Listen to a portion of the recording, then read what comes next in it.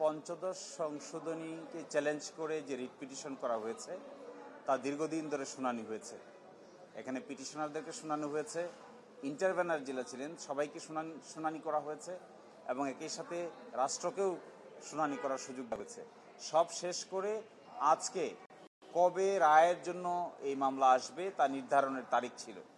আজকে মাননীয় আদালত সব কিছু বিবেচনা করে 17ই ডিসেম্বর 2024 এই মামলার সংক্ষিপ্ত রায় ঘোষণা করবেন মর্মে আজকে আদেশ দিয়েছেন এবং ওই দিন আমরা সবাই থাকব।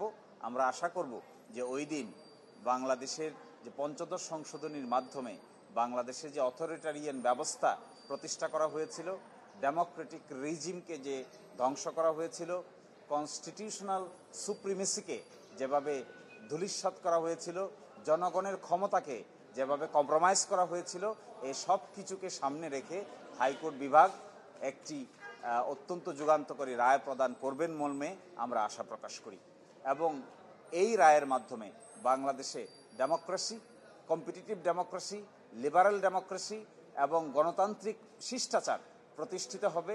কম্পিটিশনের মাধ্যমে দেশের রাষ্ট্র ব্যবস্থা, সরকার ব্যবস্থা পরিবর্তনের পথ সুগম হবে এবং কেয়ারটেকার গভর্নমেন্টের যে বিধান বাতিল করে দেওয়া হয়েছিল, কেয়ারটেকার গভর্নমেন্টের বিধানও পুনরায় আসবে, এটাই আমরা প্রত্যাশা করি। বাকিটা আদালতের রায়ের অনুযায়ী আমরা নির্ধারণ করব এবং 17 তারিখের যে সংক্ষিপ্ত আদেশ দিবেন এরপরে বিস্তারিত রায় প্রকাশিত হবে। তো আজকে অনারেবল কোর্ট অর্ডারের জন্য রেখেছিল 1 নম্বর আইটেম হিসেবে। সো আজকে অনারেবল কোর্ট বলছে সবাই আসেন, এটা সবার প্রিয় মামলা।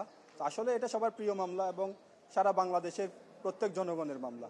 সো আমাদের অনেক লং জার্নি ছিল, আমরা অনেক কষ্ট করেছি, অনেক চেষ্টা করেছি অনারেবল কোর্টকে হেল্প করার জন্য সমস্ত আইন কানুন দিয়ে।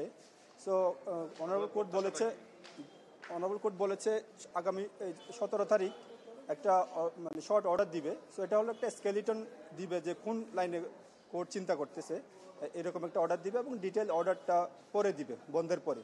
আমাদের প্রত্যাশা হলো, আপনারা জানেন আমরা পুরা 15তম সংশোধনী বাতিল চেয়েই মামলাটা করেছি। সো আমাদের প্রত্যাশা হলো পুরা 15তম সংশোধনী যে 15th অ্যামেন্ডমেন্ট একটা পুরাটাই বাতিল করবে অনারেবল কোর্ট। আমাদের এটাই হলো প্রত্যাশা, কারণ এটাতে আপনারা জানেন প্রায় 54টা সেকশন আছে। একটা অ্যামেন্ডমেন্টে এত বড় অ্যামেন্ডমেন্ট আর কিন্তু বাংলাদেশের হিস্ট্রিতে হয় নাই। তো 54টা সেকশন আছে এবং প্রায় 68টা আর্টিকেলকে এটা টাচ করছে। সো এটা শুধুমাত্র কয়েকটা আর্টিকেলকে যদি অনারেবল কোর্ট যদি বাতিল করে, সেই ক্ষেত্রে অনারেবল কোর্টকে একটা লেজিসলেটিভ পাওয়ার এক্সারসাইজ করতে হবে। তারা এটা সাবমিশন দিয়েছি যে এটা করাটা মানে আইনগতভাবে ঠিক হবে না, এটা আমরা বলেছি। সো আমাদের প্রত্যাশা হলো 15তম সংশোধনী পুরাটাই বাতিল করবে।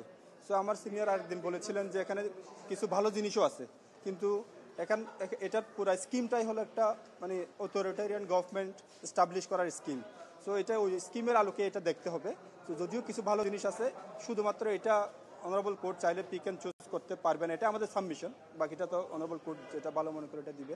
সো আমরা বলেছি এটা পিক অ্যান্ড চুজ করা যাবে না, এটা পুরো 15তম সংশোধনী পুরাটাই বাতিল করতে হবে। সো আমরাও এটা প্রত্যাশা করতেছি।